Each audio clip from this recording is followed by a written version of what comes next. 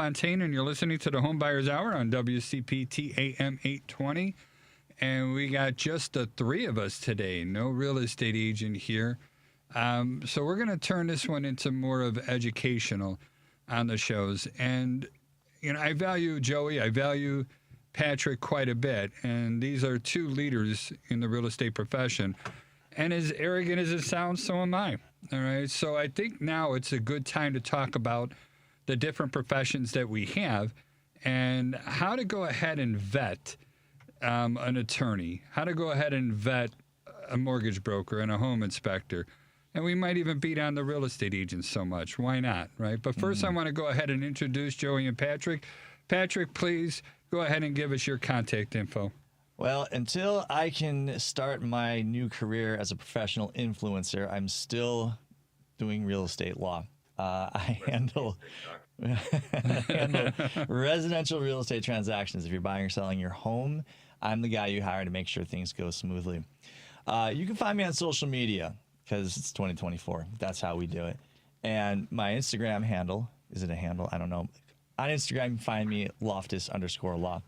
If you want to find me on TikTok, which seems to be where people are finding me these days, until it gets banned or whatever, I don't know.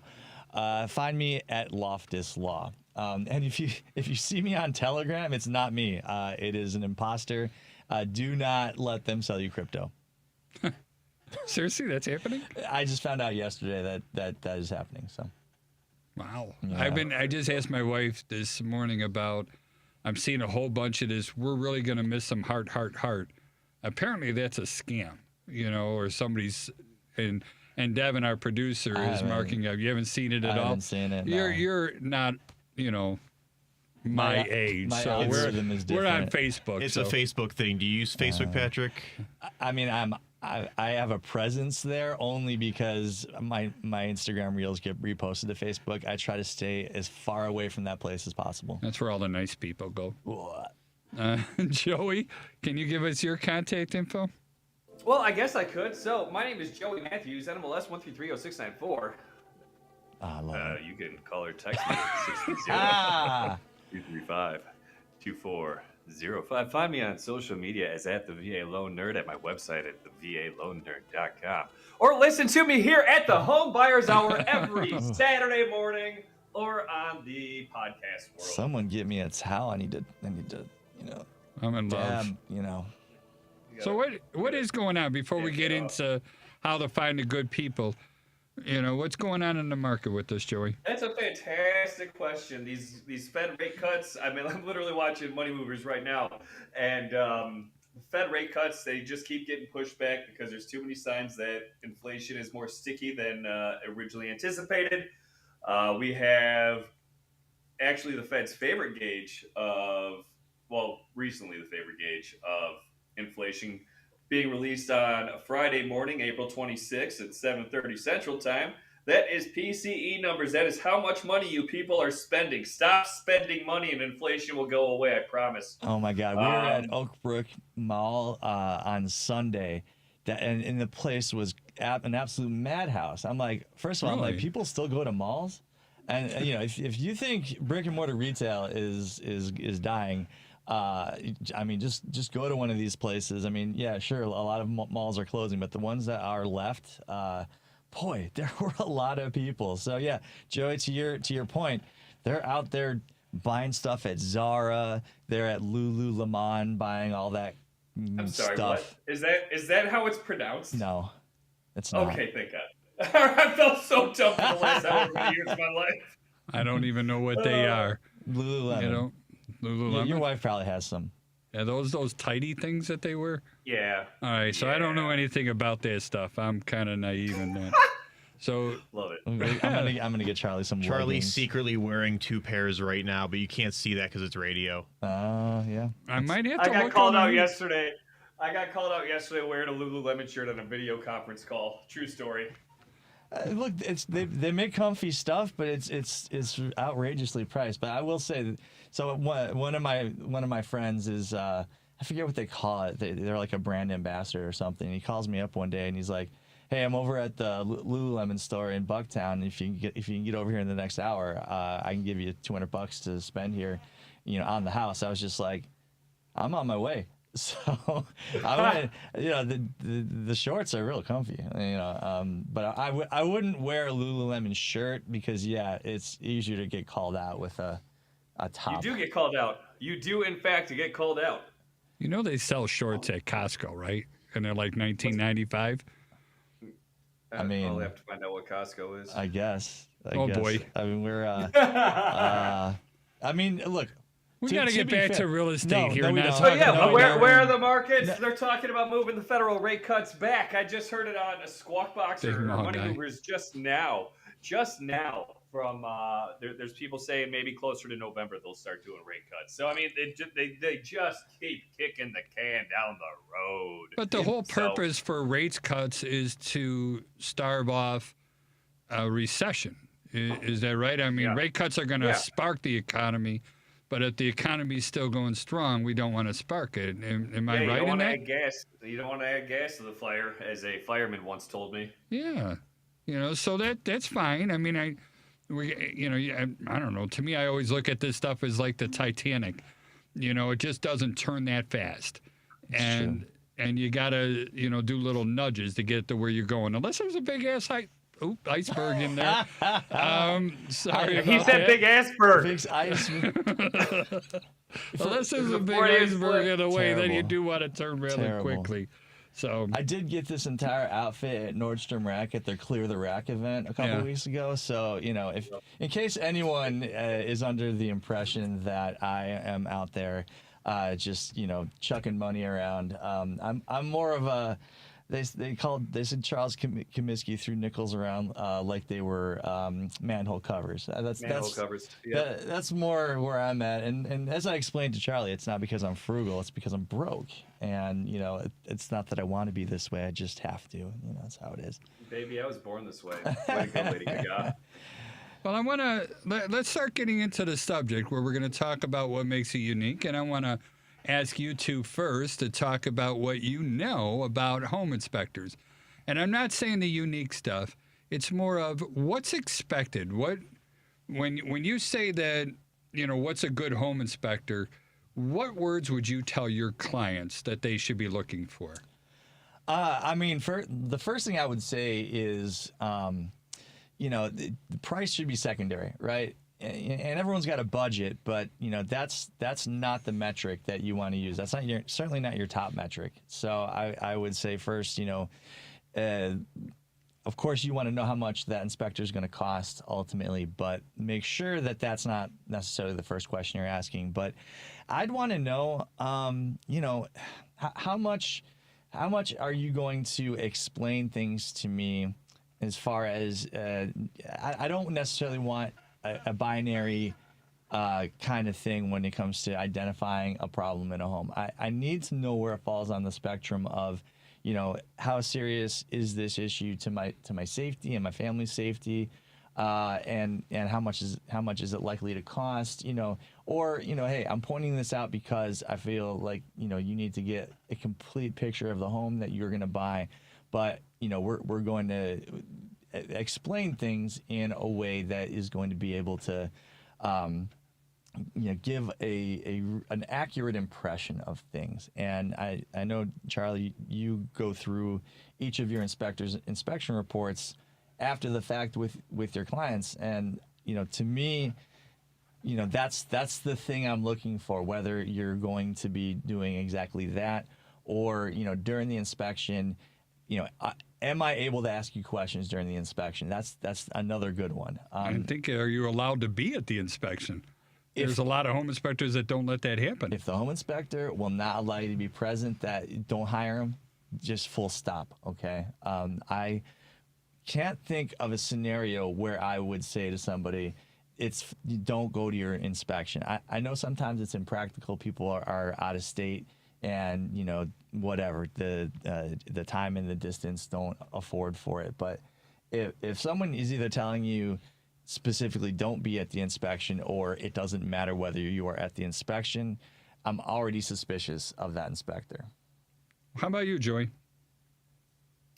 What do I know about home inspectors? Yeah, well, what would you tell somebody what is a good home inspector, what they should look out for?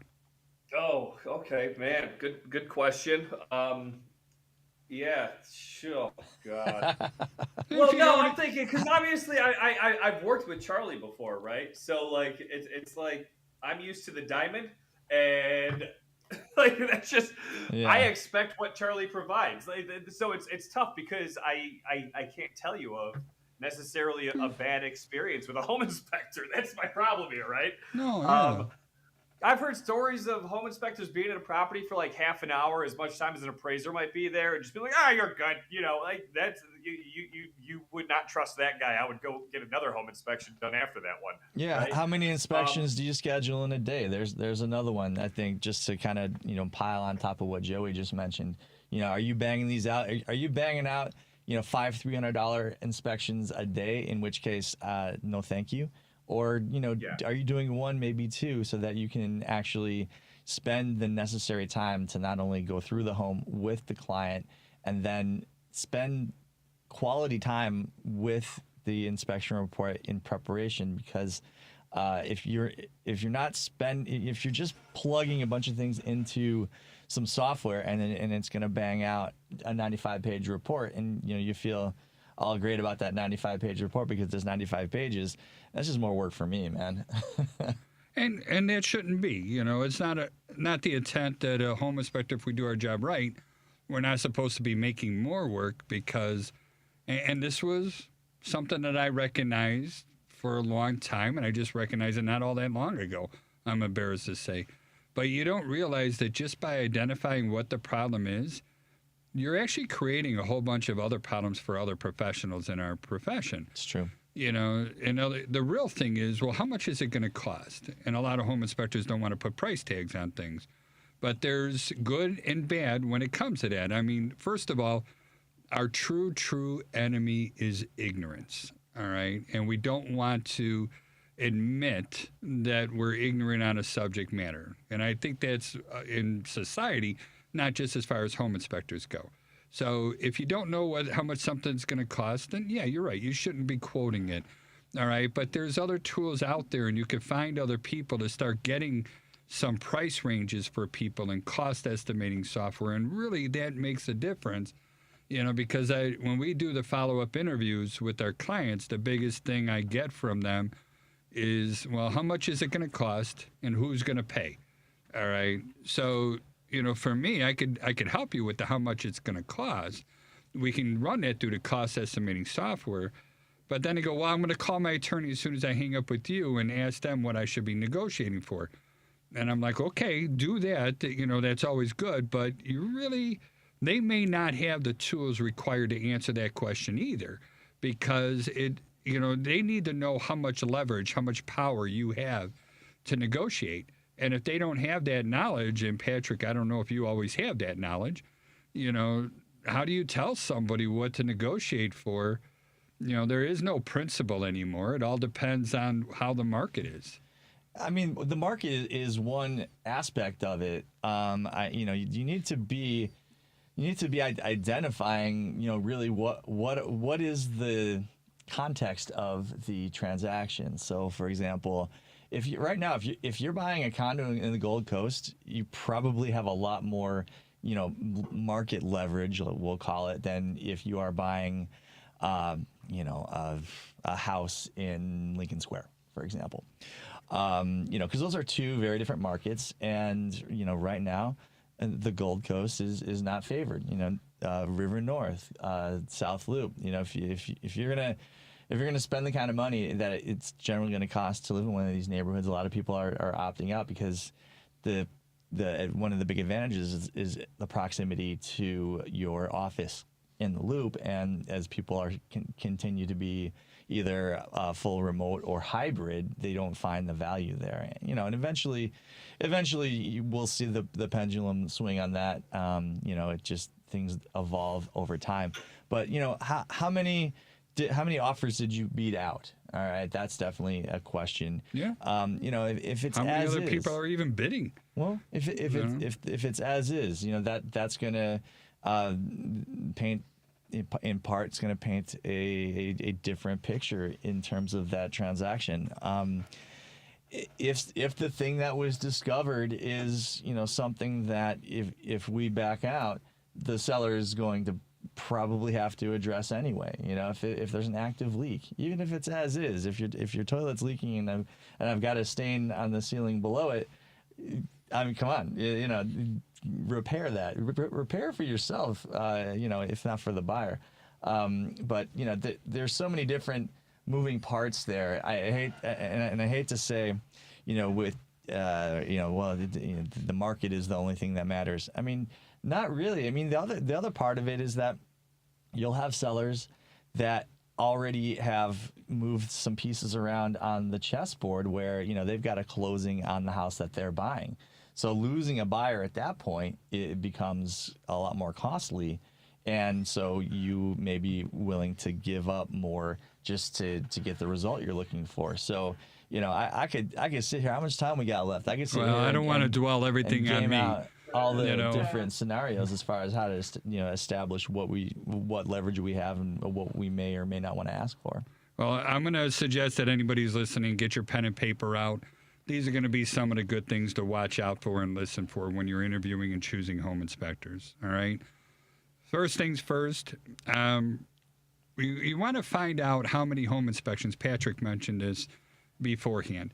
The more home inspections that people do in a day, the less time they're going to have for you and your property on inspection day.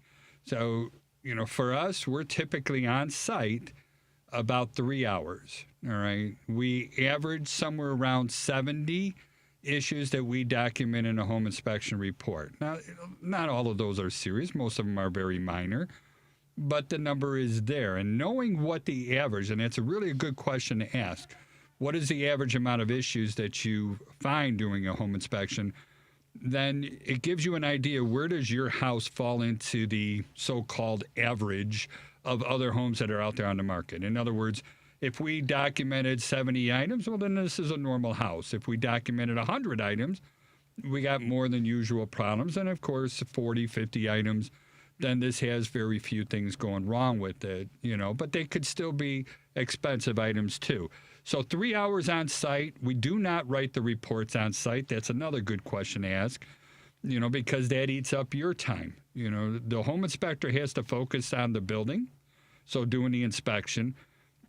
If they value you as a client, they have to focus on you and your needs and make sure that you understand what it is that they're finding. And then number 3, they have to focus on writing the home inspection report. Those 3 things need full attention to get done. And we just can't do all 3. We, being me and the inspectors under our name, we can't do all 3 at the same time.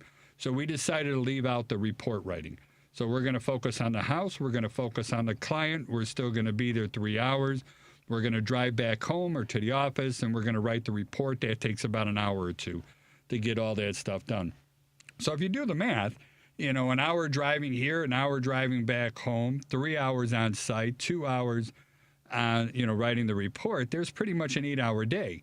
Now, if you're going to try and do 2 of those in a day, well, then you're going to be cutting out that communication or that writing, or you got to drive really fast or get a Star Trek Enterprise out here so you could be beamed to one location or another. The next question should be, what kind of equipment? The state of Illinois does not mandate any home inspector use any equipment whatsoever. They make it very clear that it's a visual inspection only, but they also do not limit what you bring to a site. So, what was that? Sorry, I have a story about Charlie doing that. And and sometimes, me personally, I want to be as definitive in our company on the findings that we have, and I want to give as much proof as I can, because I know I'm going to be challenged, and somebody's going to say, oh, that's worse, or oh, it's not as bad as he's making it out to seem. So I want to be able to be as definitive as I can. So some of the common tools that home inspectors are now bringing, and some companies charge extra to use these tools, which I don't believe that's a good marketing tool either. It just seems like nickels and dimes that you add on there. But thermal imagers, that's kind of a key one. What that does is allow you to see missing insulation, water leaks, and you can scan a big area. But not always when something shows up cold is it water, so that's why they want to have a moisture meter with them as well. so that they could verify or disprove, either prove or disprove that it's actually water that's coming in there. So then the other tools, like we use a combustion analyzer. We have black lights that are in there. If we can't walk a roof, we're going to be having drones to go ahead and get up on top of these roofs. And then also for the ancillary equipment, do they do pool, radon, mold testing? Sewer is a big one now, and if they don't do it, as long as they subcontract it out and you can get that done without making a bunch of phone calls, that helps out quite a bit. Another big thing to check on people is the reviews. And that one, I cannot encourage enough. But don't just look and see how many they got and what their star rating is. Dig a little bit deeper, all right? And you want to mostly find the one-star reviews. Nobody is going to make everybody happy, all right? You're going to have an angry client. But what we're really looking for is the response from the company and how did you handle this, all right? Did you just start calling them names? I've actually seen that before. Home inspector or client says the home inspector did a garbage job, and the home inspector comes back, goes, now you know why your family hates you. It's like, what is wrong with you? We are professionals. We are also human beings. Human beings make mistakes. I don't judge anybody by the mistakes they make. I judge them how they handle those mistakes. So taking care of our clients should always be the number one priority, but respecting the other professionals in the real estate action or transaction should also be there. Yeah, right? I like to find like the common threads. I think what you said about looking for the one star, definitely, because you want to see if there's something that's coming up repeatedly, but both good and bad, right? So, and this goes for anytime you're evaluating reviews. I mean, there's usually, and you don't have to take tons and tons of time, but usually you can figure out, the handful of issues that people are tending to have with a particular product or service. And so, to your point, those are super useful. I thank you. I couldn't I couldn't add better comments to that at all. The other thing is going to be, what do they do to, in case they miss something? What's their backup plan? All right. Is there a guarantee? Most home inspectors in your agreements are going to just refund your money if they miss something during a home inspection. And we are protected in the state of Illinois because of that. And the reason the judges have protected the home inspectors is mostly because of that freedom of choice thing. You have the choice to bring out a roofer or an HVAC contractor, a plumber, and so forth, but instead you choose to take one individual who's not going to be educated as well in all those different fields. You're going to get it for reduced money. So hence they get to reduce their liability in case they don't find something that comes in there. Yeah, and it makes practical sense, to be honest. It does. It would. First of all, I mean, nobody's perfect, and to hold someone liable for something that there's every chance that they didn't miss it, but it was just something there that you couldn't observe with your own two eyes. But look, a house is a very complex thing. There is no perfect house. Even the best home builder building the best house, there's going to be at least a handful of things that may, you may not be able to perceive it until you've lived there for a little while. And that's just the practical nature of a home. And if you were to hold every inspector liable for everything under the sun that they could have missed, and I know there are some states that do hold them more responsible, so to speak. You'd have far fewer people going into the profession if not for the simple fact that they wouldn't be able to afford the insurance. Wisconsin is one of those states. They don't allow you to limit your liability, and then you also have to be liable for 2 years. All right. That somebody could find out there. And there's attorneys that are out there literally, like ambulance chasing, to try and find these sort of issues, because if somebody has a good errors and omissions policy, they know they could get a decent paycheck coming out of that. And another thing, too, is finding out, the experience means a lot, the list size means a lot, but also, going into detail so that you as the home buyer understand what it is that you're buying. You know, it always, what I think is easy and what I have knowledge on isn't always the same for everybody else. You know, in other words, well, I can do brain surgery now. I watched all the episodes of Grey's Anatomy, all right, and I know to start with the 10 blade, but they still won't let me do that, all right? And Yeah, I get it. There's a lot of intelligent people out there that are intelligent in their ways, but when it comes to ground fault circuit interrupters, when it comes to smoke alarms or whatever, they don't know what the rules are and why these things need to be there. You know, I let you off the hook for saying ambulance chaser. I prefer to call them consumer advocates, but you Okay. know, to each their own. You're gonna use slurs in my presence. Unbelievable. I'm so sorry. I did not mean that negative comment towards you in any which way. You gotta stick up for my brethren, even though I don't like most of them. Gotcha. But going back to, you know, you mentioned earlier about the severity of an issue and how much it's going to cost. There's also one other, I don't know what the right word I'm looking for is, one other item that we're trying to figure out that we put in there. And that is, what is the probability that this is going to go bad or create a problem? All right. So, you know, we use those three. You know, what is the severity that it's going to create a problem? How much is it going to cost? And what's going to happen if the problem comes up? How bad can it hurt somebody? So, you know, like let's take these GFIs, for example. You know, if all planets are in alignment and this thing isn't working right, it can actually kill somebody. That's severe, all right? But then if I take the other two, you know, purchasing a new GFI and replacing it so it works okay, well, that's $25 and 15 minutes of a laborer's time.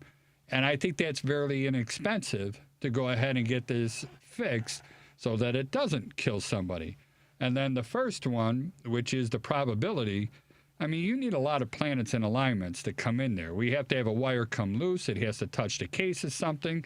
That case has to be energized. Me as a human has to touch that and another grounded source in order to get that. And then also the GFI has to have failed. All right. And then, yeah, that can actually kill somebody. So because of those, I don't really see GFIs as what we call a red item. You know, we push it down to our color coding is a very minor issue because the chances of something going wrong are low.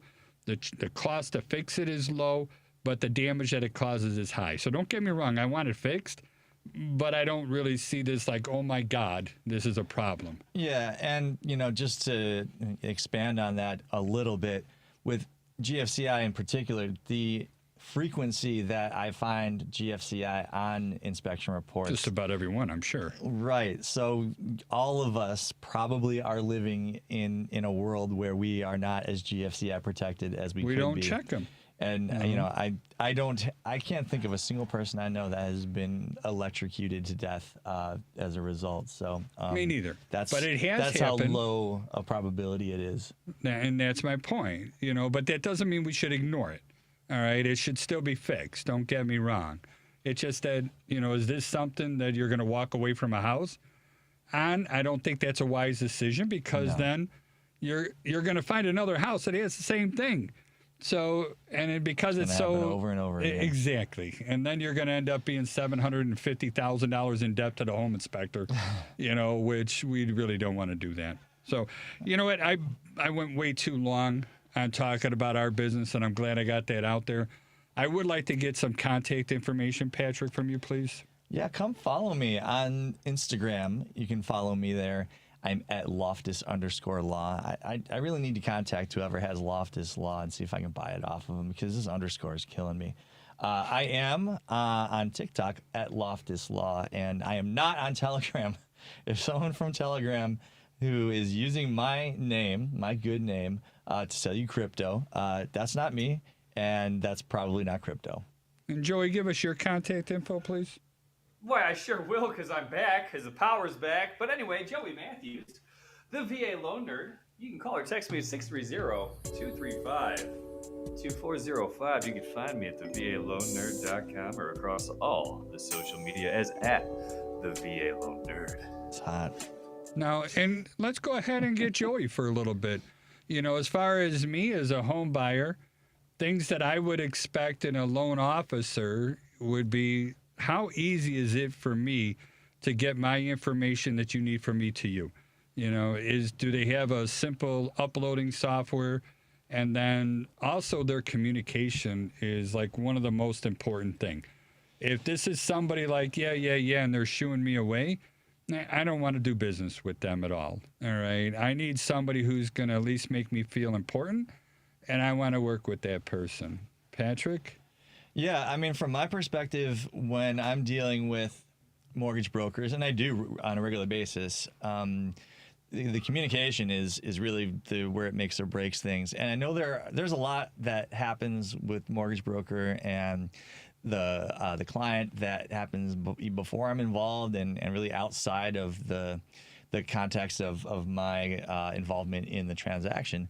But when I need to get a hold of you, I need to be able to get a hold of you because it's usually on a mortgage contingency deadline day, or it's during negotiations, and we need to know if we can fit such and such a credit in, or just any number of things that can come up that if I can kind of clock it, then I can have a conversation with the mortgage broker about, hey, I noticed this. It's been a problem on other files that I've handled. Can you, let me know if this is going to be a problem? With, any kind of fatal problems that we can discover, the sooner the better. And so I really need to, that time that we can save by having those conversations as early as possible. It's ultimately that communication. And I know, Joey, you've talked over and over again about how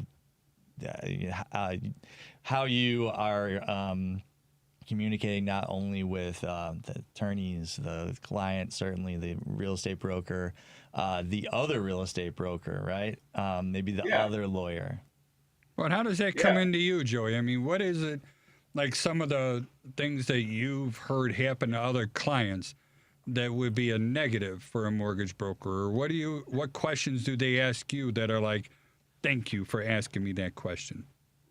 So my thing whenever I talk to a new client is like, if you're talking to me, it can start becoming a lot like drinking from a fire hose. And I tell them right off the bat, I'm like, hey, so I have a lot of stuff in my brain. All right. I know you have questions. Let's get those off let's start with those, obviously, because that's what's most important. And as you're answering those questions, new questions can arise that you cannot answer. Right. So, but also just generally not lying. If you don't know something, just say you don't know it. Like that's the easiest thing in the world to do. Don't pretend you know something you don't know, because once you state something, that becomes fact in their opinion or in their mind. Okay. And if facts suddenly change, then they realize like, okay, that's not great that you told me something that wasn't true. I will not lie about your situation. I'm literally about to tell somebody who doesn't qualify for a house this morning and give them the path to It's homeownership. heartbreaking. No, but it's not, because you have to let them understand that it's not forever. It is a not right now situation. And I can see that he has a path in 6 months. If he will listen to me, he'll be able to buy in 6 months. I guarantee it. Nice. No doubt about it. All right. But giving them the path, don't just give people bad news. Like there's no such thing as bad news unless you let it be bad news. There it is. See, that's the fireman talking, Joey, and you. Well, no, recognizing the problem is step one. Finding all the possible solutions and choosing the best one, that's steps 2 and 3, and then follow-up comes into play. But that's all common problem solving, and that's what I'm hearing you say. Yeah, and it's just there's so many people. Like this job is so freaking easy. It is so easy. God, it is though, right? Like everything about my job can be found literally online. Like Fannie Mae, Freddie Mac, FHA, VA, USDA. They post all their underwriting guidelines right on the internet. All right. Some lenders will have overlays that can be a little bit more stringent, but the basis of my job is literally found online. If you can do that, you can do this job. But no one does it. No one just says, "Hey, let me get you that answer real quick." They would rather just word vomit, and then they can't get it back in. I actually, when I do those follow-up interviews, it's fun because I'm sharing my screen. And I'm going to look things up. And I'm going to, here it is. Here's the link to this. And I'm going to put that in the chat so that they can read it as well. You're absolutely right. The stuff is I do there. It goes back to being lazy or not. exact same thing. Whenever I tell someone what they don't want to hear about something, I will show them exactly where it's found, the part that they don't want to hear, because it's again, it's easy to find. So I'll send the snapshot, whatever, from whatever handbook that I am looking at for this situation to show them like, no, this is like a real thing. This is life. Let's get through it together, So yeah, it's I think at the end of the day, if you can just tell when people are BSing you. Like if you're getting that feeling you're being BS, it's because you're being BS'd. Yeah, not always. There's some people that are really good at it, though. Well, perhaps, but I would say one red flag would be if someone sounds like they're telling you everything you want to hear. I would certainly start to question things. But that always bothers me. I know I've sent a couple past clients, to Joey that ended up getting the deals canceled on them. I mean, what a horrible thing to do. You tell somebody that the stuff that they want to hear, and everything's moving forward. Guess what? There's going to be a traffic cop there that's going to stop something if it can't happen. So why not go ahead and tell them before they even get in the car and drive away that they're too drunk to drive? And they need to sober up and come in there. Why let all the bad stuff happen if we could stop it in the beginning? Because they're not utilizing any strategy. They're just hoping, or they're literally praying. They're like, God, I hope I'm wrong. I hope I'm wrong. Just whatever. Yeah. Or they just don't know. But that's why we get paid. Well, I'm learning. I'm always learning stuff. Me too. There are things. The problem is every time I learn something new, it makes me adjust my process, and it takes so much longer to get through stuff, man. Yeah. 10 years ago when I knew 10 years less of information, man, I could get so much more work done, and now and look, it's. For my clients, it's for the best, right? And I do enjoy having the kind of expertise that I have, which comes from doing nothing but handling real estate transactions. I don't have to split any parts. I don't have to share any parts of my brain with any other practice areas. I can just focus strictly on the things that are important for real estate. No, without a doubt. I mean, Joey, I want to get back to you a little bit. Do you share with your clients that you're going to be communicating with all the other players in the real estate transaction? Absolutely. And so the other thing too, and this is so geographical maybe, I call, I text, I email, listen, I'm trying to get your offers accepted. There are certain pockets in this country where people just don't pick up the phone, and it drives me nuts. And they'll get offers, and then you never even get a reply. You never get a counter. You never get anything. Really? So, oh my gosh, yeah. I'm literally thinking of Arkansas right now because I have a few in Arkansas, and I couldn't pay someone to pick up the phone in Arkansas. It's crazy. But yeah, in Chicagoland, it's great, because I actually had a contract accepted. It just closed yesterday because the realtor on it had worked with me before. The listing agent had worked with me before. They had other offers, but they're like, hey, if this guy's on this thing, it's going to close, I promise you. And that day, she sent me a VA buyer too. So, Courtney, that's you if you're listening. But thank you for the trust. Yeah, Chicago is unique in that there are people like me involved in most of the residential real estate transactions. That's not common across the United States. I don't know another place where where this is the process, where they have, where it's more or less a given that people are going to be using lawyers to buy or sell a home. What's so unique about us? Why are you needed? Well, why am I needed? Because, look, you're dealing with contracts, right? As soon as you think contract, you should start to think about, having a lawyer to evaluate it and making sure that everything is on the up and up with it, right? I don't do that when I buy a car, and I'm more afraid of those people than I am some of the... Joey's laughing at me. And I'm not trying to be hard. I want to get a hard question on you, but I'm not trying to be against hiring an attorney. It's like, why? Why is it with real estate in our area that it's, usually it has to do with the problem that has happened, and this is a solution. Have people really gotten harmed buying homes? I mean, You're of giggling course, at me. Of course they have. I mean, look, if you don't know, look, I'll give. And I don't know. Well, sure. So, yes, the answer is yes. People do get harmed buying houses, and you've seen it, I'm sure. Where I mean, somebody's GFI pops on their water heater, and someone's trying to sell them a water heater for $7,000, which is an example that you gave to us. 5,500. Let's not exaggerate for a water heater. When you told that story, it was before all of this inflation, so I'm guessing that water heater would go for $7,000 these days. I mean, why not? You know, if you're going to charge $5,500, why not charge $7,000? I mean, you're just making up numbers at that point. Yeah. You know, a water heater, unless you are buying like something really fancy or something, you know, exotic, it just shouldn't cost that much. So how can they be harmed? I mean, first of all, you're going to be making an earnest money deposit, okay? And if you don't understand that there are certain deadlines, that if you miss them, your earnest money is now at stake, and you didn't understand because you didn't understand the contract. I mean, you know, what's a mortgage contingency?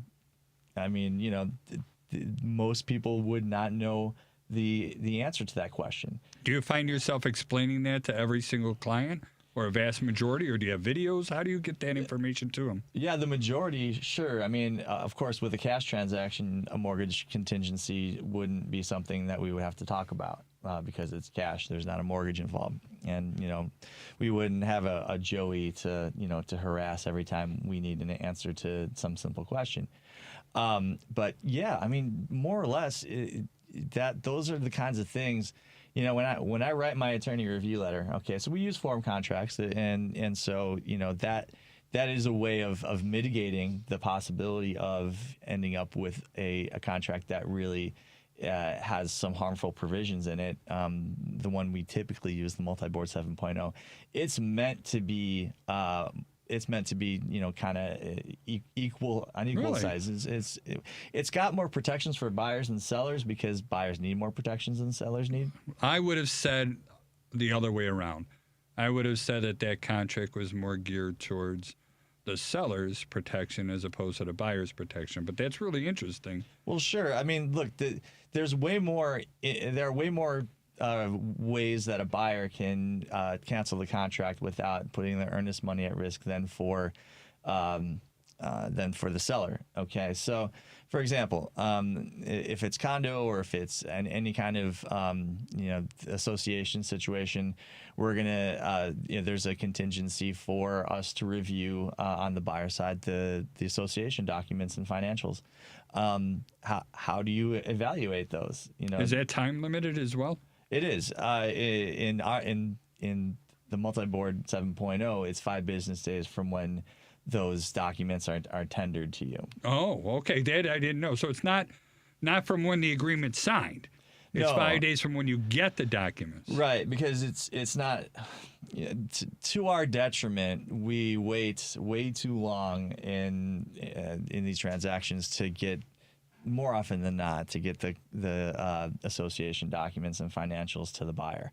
And if we were to base that on acceptance, so what it says is you're supposed to, as a seller, place the order within, I think, 10 business days of acceptance. Now, it says place the order rather than tender the documents because you're not guaranteed to be able to get them from the association or property manager within any sort of time frame. I mean, these days it's a lot quicker.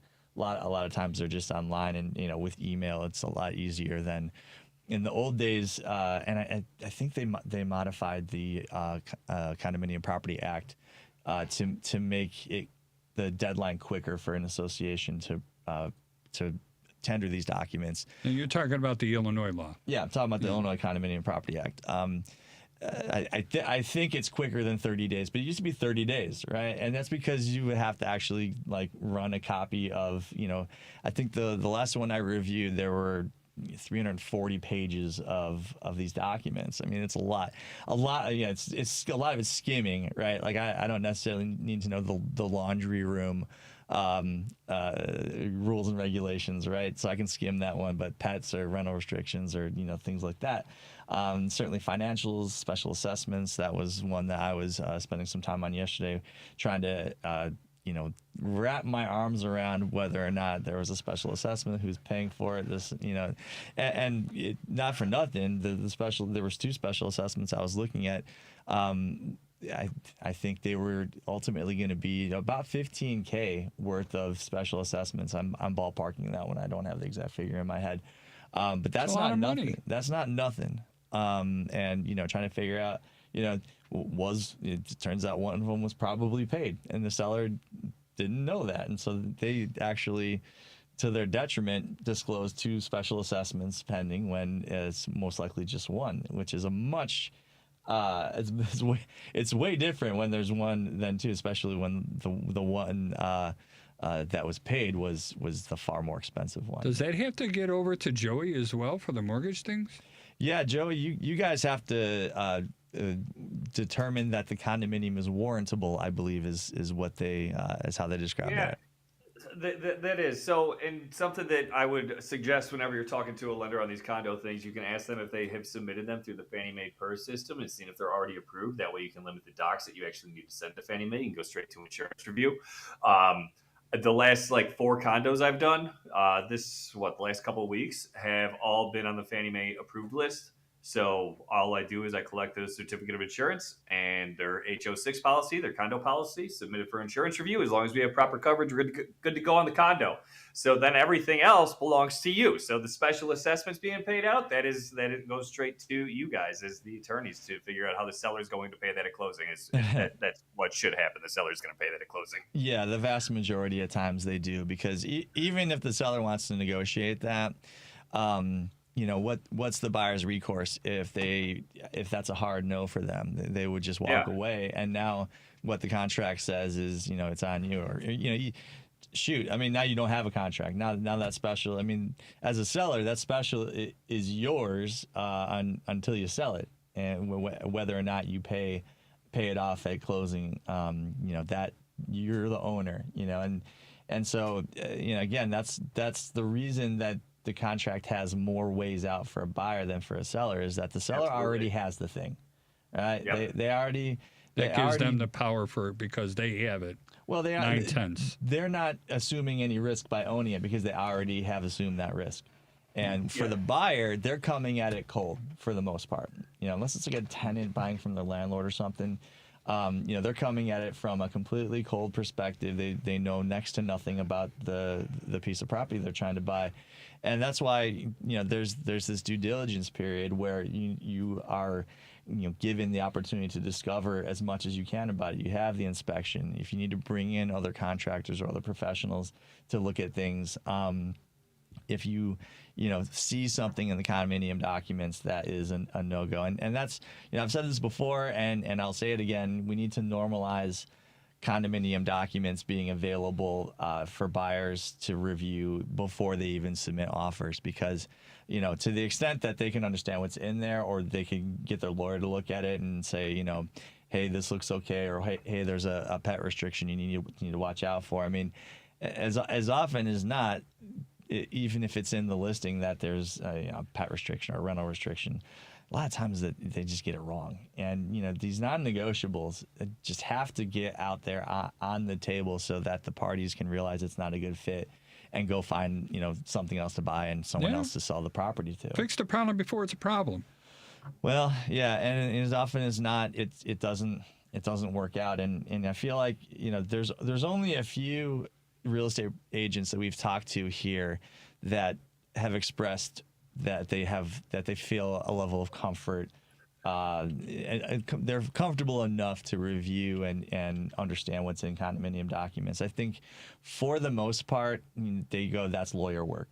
And they're told one of the first things you're told as a real estate broker is that you're not allowed to do lawyer work. And so if they view that as lawyer work, they go, I'm not allowed to do that. That's interesting. Joe, you get a lot of that too, where you're not allowed to do something? That doesn't really fall in your lap, does it? Not really. I'm not going to go into any sort of negotiations with anyone. Obviously, that's realtor work. I'm not going to do any. I'm not going to send any demand letters. That's attorney work. I'm going to stay in my lane. If it's numbers, I'm going to play with numbers. I love it when the real estate agent that I don't know and I have no relationship with, they tell me what I'm allowed to do and not do. And Or when an owner tells you you're not allowed to do a combustion test on a furnace. well, an owner can say that. It's their house, and yeah, that I will respect, Joey, because it's still their home, and you are a king in your own castle, and I completely respect that. Yeah, if somebody doesn't even want me in there, they don't have to let me in there. When John Wayne Gacy says don't go in the crawl space, just don't go in the crawl space. I won't. That's a guarantee. And that's not a joke for the youngins, but actually there was a Netflix documentary, maybe even more than one recently, so the young folks may actually know who Gacy is. Terrifying human being. I think they tore his house down. They did. I want to say it was in Des Plaines. Yeah, it was in Des Plaines. They Something tore like it that. down because it's just Who in their right mind would live in that house? If the price is right, Nope. you never know. Oh Nah. man, Nah. Here we go. Unbelievable. Hard pass. Hard pass. Yeah, I don't know. It's just going back to what we were saying, and we are running out of time right now. We only got about 2 minutes left.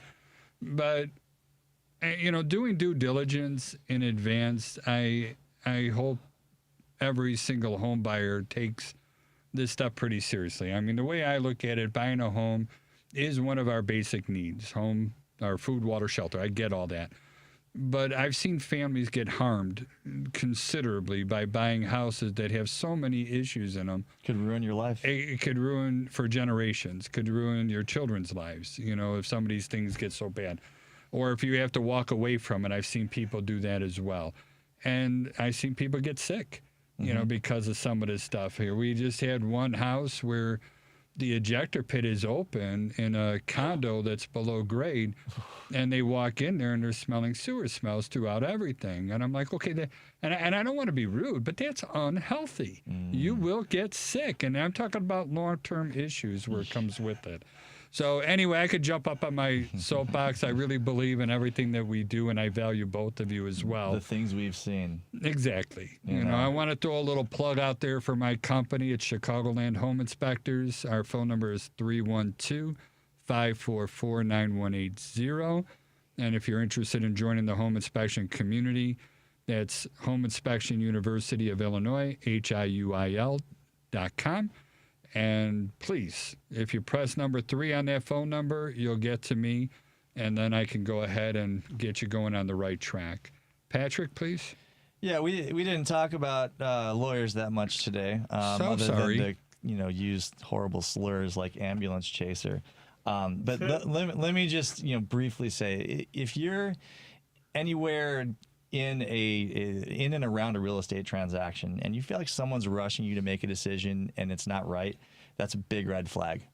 So whether you're looking to hire advice. a lawyer and you feel like that person, certainly if that person seems like they're rushing to get you off the phone, big red flag, man. That's not a person that is going to be very communicative, and that's no bueno. Okay. So anyways, I don't ever do that. At least I don't think I do.